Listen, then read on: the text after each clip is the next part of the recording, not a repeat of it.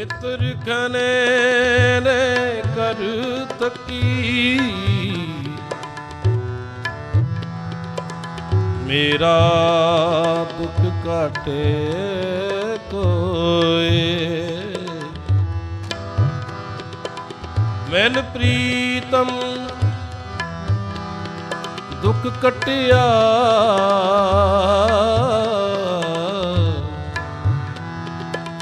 शब्द मेरा होए।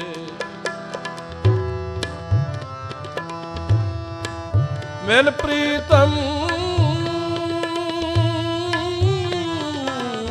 दुख कटनिया, शब्द मिलावा हो।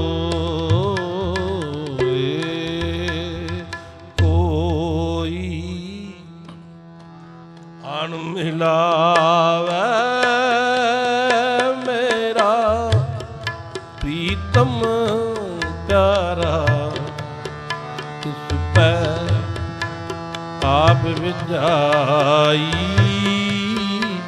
कोई आन मिला, कोई आन मिलावे मेरा प्रीतम प्यारा, तिस पे आप विजाई, कोई आन मिला, कोई आन मिला, कोई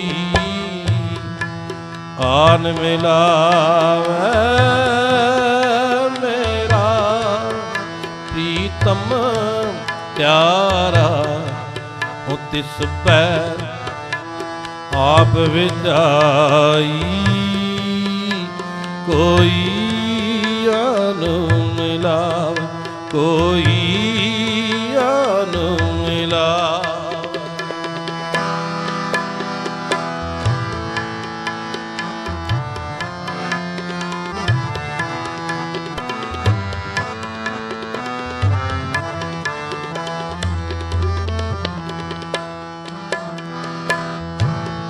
दर्शन हार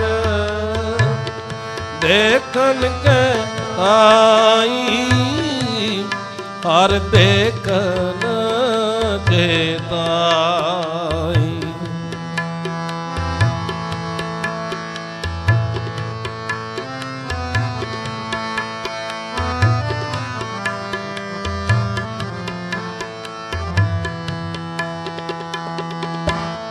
दर्शन हार देखन के आई, हर देखन के ताई। कृपा करे ता सतगुरु मेले, हर हर नाम त्याई। कृपा करे ता सतगुरु में। अखां ते अन्नी है वो कचदी हैगी है, वो गलोटे चुक के ले जाते, उसने पकड़ लिया, माता नानकी ने बाजा मारिया, नाले ताऊ अखां ते सुजाकी कीता, फिर नाले मां का नाम ज्ञान कर दिया बाल अवस्था।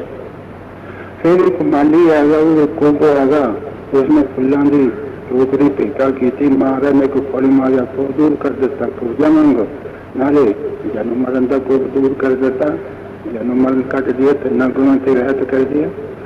एक शिवदास दसेगा उसे पत्नी साहब के बीच में वो कांशी पे आके रहा सी, कृष्ण भगवान की उपासना करता सी। फिर मैं तानियों पीर मनागा जिन्होंने पत्नी साहब के बीच में उतार लिया, जे मैंने कृष्ण भगवान रूप होके गीता सुना, एक दिन पूजा करता है, मंदिर आएगा उत्थे बाला प्रीतम जी खेडते खेडते लड़कियां ने उत्थे चले गए, ते उसने की देखिया बाला प्रीतम बाला ना खेलते है, पहले पासे देखा, फिर की देखिया कृष्ण भगवान अर्जुन गीता सुना रहे हैं। फिर वेख्या बाला पीर सिंह वेख्या, महाराज बाल अवस्था च वेख्या, चरनी पै गया, अपना पीर मनिया ते करीम बख्श रहीम बख्श ने मोहम्मद साहब के रूप च ज्ञान किया, कुरान शरीफ दसिया, सिद्धांत दसिया। फिर फतेह चंद तोहरी रानी आत्म ज्ञान रूपी पुत्र बख्शिया, पुत्र बख्श दिता। जिन्होंने बालों में खेलते से महाराज, उन्होंने बालों में बाल अवस्था में ज्ञान कर दिता। ज्ञान का निजम नहीं कि कितना चिर लगता है, ये नहीं, यह भी निजम नहीं किस अवस्था च होंगे। कई गर्भ में ज्ञान हो रहा, कई जन्म लैके ज्ञान हो जाता, कई 2 साल, कई 4 साल ही रही जन्म, कई लखा जन्म दे जाते, कोई भी ज्ञान नहीं होंगे। ये तो हृदय की शुद्धता ही जरूरत होती, जिस वे हृदय शुद्ध होंगे उस वे परमात्मा का ज्ञान हो जाता है। तो परमात्मा का ज्ञान का मतलब की है कि जीव ब्रह्म एक है, द्वैता न रहे। जो द्वितीय को मत में तारे पैता को ये देर पुकारे, गे थे मोटे कुछ और लगे सो पशु वेद कमजोरा है। तो वो बुद्धू शाह अपने मन के विच में सोचता है, महाराज दियां साखियां भी सुनता है, 10वीं महाराज दी बाल अवस्था दियां।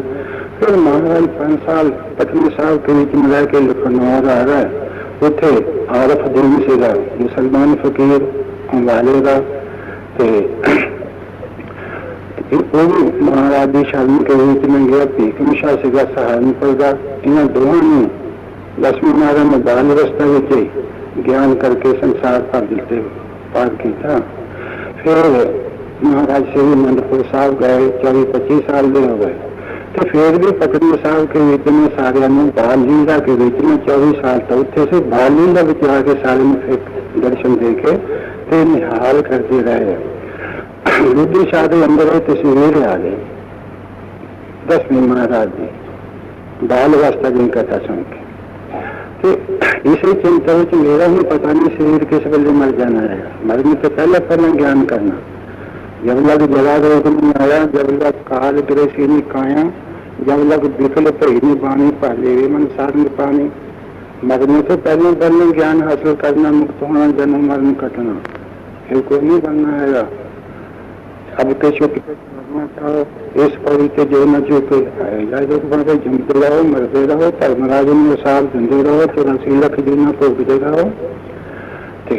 इस कारण से बुद्धू शाह फकीर के बीच में एकांत होकर अपने मन के बीच में सोचता, ये बाल अवस्था दियां 10वीं महाराज दी साखियां हृदय आ गई, नींद आ गई।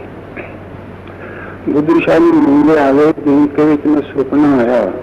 सुपने में 10वीं महाराज के दर्शन हो गए। कहते हूं तो तरने का समय आ गया, जिधर मनुखा के तरने का समय, ये मनुखा के निकलने का समय है। जिधर कहते सवेर का मौका है, महाराज का नाम जपो समय है। ये मानस जने नाम जपन का समय है, जन्म मरण कटन का समय है। हम 32 नाम भी भूखा जा खाए रामराज। महाराज सुपने च बुद्धू शाह ने कहने लगे, हूँ तेरे जन्म मरण कटन के परमात्मा में मिलने के दिन आ गए है। तू इतने पंगानी हैगी पौंटा साहब, इतने सारी शरण के बीच में बुद्धू शाह भी लगा नमस्कार कर सोचने में हाथ खुली, उठे कुछ भी नहीं। ये अपने दम कहने लगा, चलो मैं संतोष सब विचों निकल गया सुनो बाजी कर गया बाजी पाई नाना रूपे लाई। महाराज कहते दुख सुख में इको लगाना चाहिए, उस पर तमिलवा इको लगाना चाहिए, मान अपमान में इको लगाना चाहिए, हक शोध में इको लगाना चाहिए। संसार में सुपना समझो, झूठा समझो, मिथ्या समझो, यही ज्ञान है। ये महाराज जी संगतां कथा सुनाते, कोई सेवक है, वो सेवक संतां महात्मा की संगत करता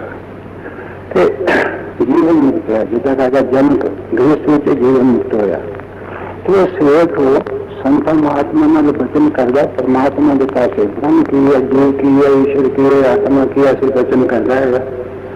तो वो सेवक की गोली आई है, कहने लगी सेवक जी थोड़ी स्त्री का जो 9 लाख हार है ना, वो गुम हो गया।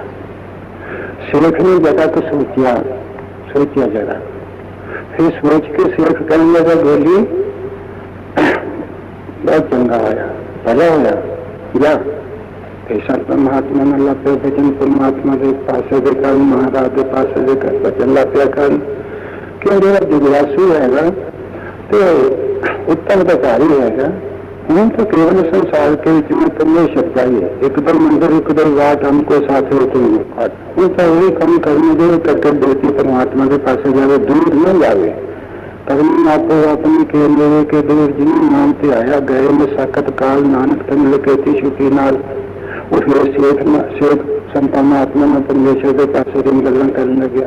जगह तो मगर फिर गोली आई, कहने लगे शेख जी वो जगह थोड़ी स्त्री का हाल गुम होगा वो मिल गया। फिर जगह के शेख जी चुप होगा, फिर कहने लगे पहला होया। फिर लाकर संत महात्मा ने गलन कर, संत महात्मा ने शेख ने किया कि क्या बात है कि जिस वेले गोली में आके थोड़ी आखी आप मारा थोड़ा हार लखा गुम हो गया, तो इसी जगह को सोची कह गए। फिर उन्हें क्या पता होया गोली जाओ, फिर साढ़े में गलन करने रह गए तो कोई फिक्र नहीं रहेगा। फिर जब जगह को मतलब गोली आई है तो नौलखा मिल गया, तो फिर जाकर सोची गए। फिर क्या पला होया गोली जा, फिर देता बात क्या है। शेख कहना महाराज आपकी कृपा, साध संगत की कृपा, परमेश्वर की कृपा, सतगुरुदेव जी की कृपा है। मेरी विरती आप की कृपा नाल सम है, इको जी रही है। जी विरती सामने करने तो जाना है तो दरिया जो है समुद्र के लागे पहुंच जाए, उन समुद्र में मिलने वास्ते कौन रोक सकता। पहुंच गया जो विरती क्षमता हर हाल से कई चीजों में हो जाना। हर शोक जाके नहीं बैठेंगे समान और नानक समरे में मुकताएं तेजान उस्तर मंदिर माहेंगे कंचन समान को नानक समरे में मुकताएं तेजान। समता वृत्ति का तरह नहीं है, वृत्ति विक्षेप है। ब्रह्म भी समता वृत्ति आया नहीं है, यही ब्रह्म ज्ञान है। तो उस्तर मंदिर माहेंगे कंचन लो समान को नानक समरे में मुकताएं। महाराज आपकी कृपा मेरे से ऐसी है, जिस वेले में जगह को आपने वचन कर दिया सी तो गोली आई, उसमें आखिर ही थोड़ा नौलखा आई, इस चीज घूम हो गया। मैं जगह को सोची पाएगा। फिर वृत्ति मेरी सामने है, वृत्ति विक्षिप्तता नहीं हुई, हाल की मोहता नहीं पिया। मैं क्या वृत्ति सामने है, एक हो जाइए थोड़ी में गलन लग गया कर। फिर जगह को मगर गोली आई, उसमें क्या शेख जी हाथ मिल गया। फिर मैं सोचा वृत्ति खुशी में प्राप्त तो नहीं हो जाएगी, खुशी में कोई नहीं प्राप्त हुई, वृत्ति सामने रही है। महाराज मेरी वृत्ति आपकी कृपा नाल सम है। 10वें महाराज श्री आनंदपुर साहब संगतन में साथियों सुना रहे, जिन्हों की वृत्ति है ना हो मुक्ति नहीं मिलेगी। जिन्हों की वृत्ति सामने हो पैकाओं को देख में मैं पर मानते कौन नाम सुन रहे मन ज्ञानी पाए बुखान तो मुक्ति कैसी हो जाएगी।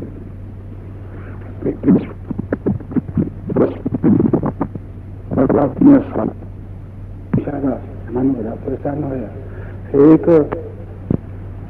भगता आदमी आया, बहुत ही भगता संत महात्मा की सेवा करता। तो संत महात्मा नगर से आ गया, उत्थे विआह करना आया कि नहीं घर में अग लाती, स्त्री की लत जल गई, तो पुत्र भी जल गया, घर का सारा नुकसान हो गया। कि जाके कहा तू संता महात्मा पर बैठा, घर जाके देख, घर आके देखिया सब कुछ जलिया।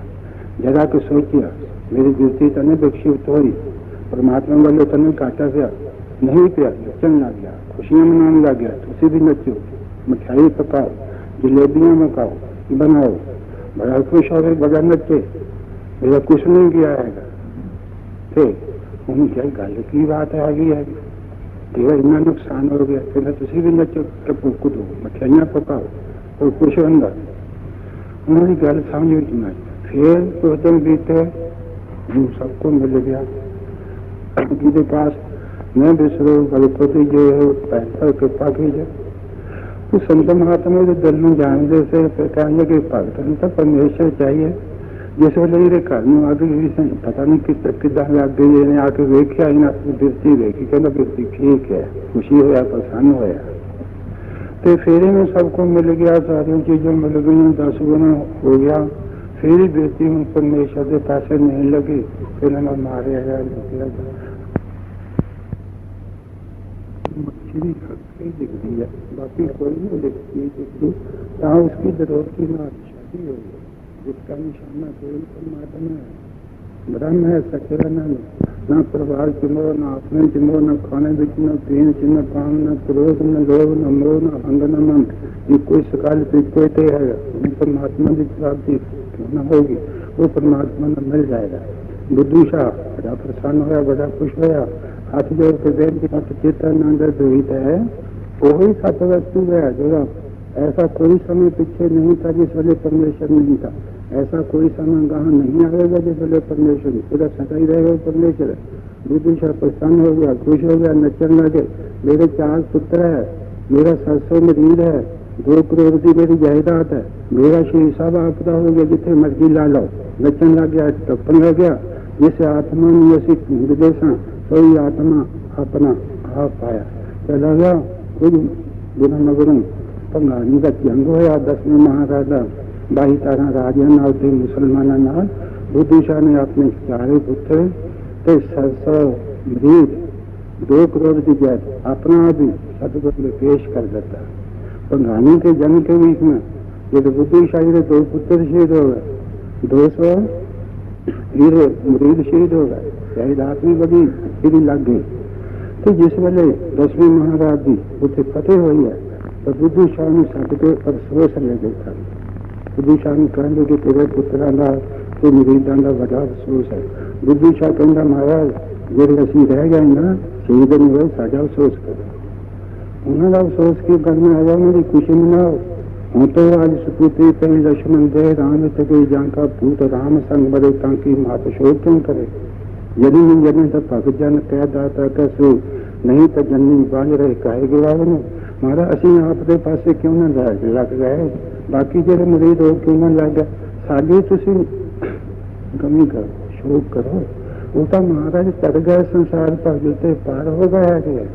थे 10वें महाराज वो अंदेशा सुन के बड़े प्रसन्न, बड़े खुश हुए। फिर 10वें महाराज ने संगत में कहा इदा के सिख जेडे साडे हुंदे ना, असीं भाई जोगा सिंह मंगलू का पहरेदार बन गए, तुलसीदास दे भी रामचंद्र पहरेदार बन गए, तो लोचन के घर भी परमात्मा नेपर बन के जाके रहा। वीर मन निर्मल पै जैसे गंगा नीर, पाशे लागो हल करे कैत कुरीत।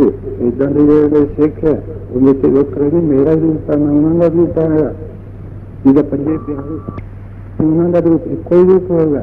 इस प्रकार से महाराज ने पूरी कल्याण की थी, उसका जन्म मरण कट देता है।